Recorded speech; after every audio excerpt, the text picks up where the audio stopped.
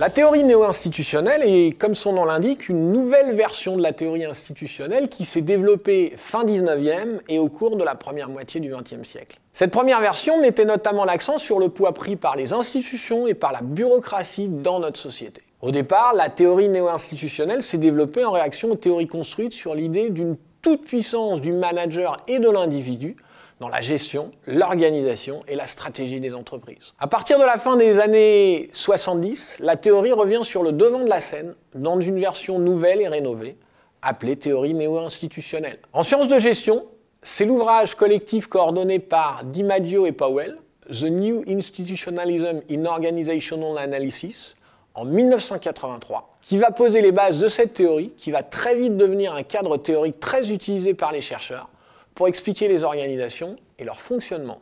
La théorie néo-institutionnelle montre que les activités et les projets des organisations dépendent moins du manager qui est à leur tête ou des personnes qui la gèrent que du contexte institutionnel et social dans lequel elles se trouvent, de ses contraintes, de ses codes, de ses règles explicites et implicites. Cette théorie met ainsi fortement l'accent sur l'influence et sur les pressions de l'environnement institutionnel sur les organisations et sur la façon dont celles-ci finissent par se ressembler et par devenir homogènes. C'est le phénomène dit d'isomorphisme.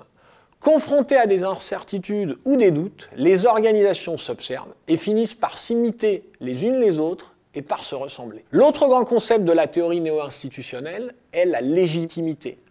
Dans un contexte dominé par les logiques institutionnelles, la recherche de la légitimité par les organisations est une de leurs priorités. Par légitimité, on entend le fait d'être en conformité avec les valeurs sociales et symboliques de son groupe. La légitimité s'acquiert ainsi en se conformant aux normes, aux croyances et aux règles de son système d'appartenance. Pour la théorie néo-institutionnelle, la légitimité joue un rôle central car elle permet d'obtenir et de garantir pour une organisation le soutien de ses parties prenantes et parce qu'elle se révèle au moins aussi importante que la performance économique et financière pour garantir la pérennité et la survie d'une organisation. La théorie néo-institutionnelle continue aussi d'évoluer et de se développer, en se penchant par exemple sur le rôle des individus dans l'organisation, au travers de concepts comme celui d'entrepreneur institutionnel, ou en s'intéressant à la diversité des logiques institutionnelles, comme la logique de marché, la logique de l'État, la logique d'une profession, auxquelles doivent répondre les organisations et leurs parties prenantes.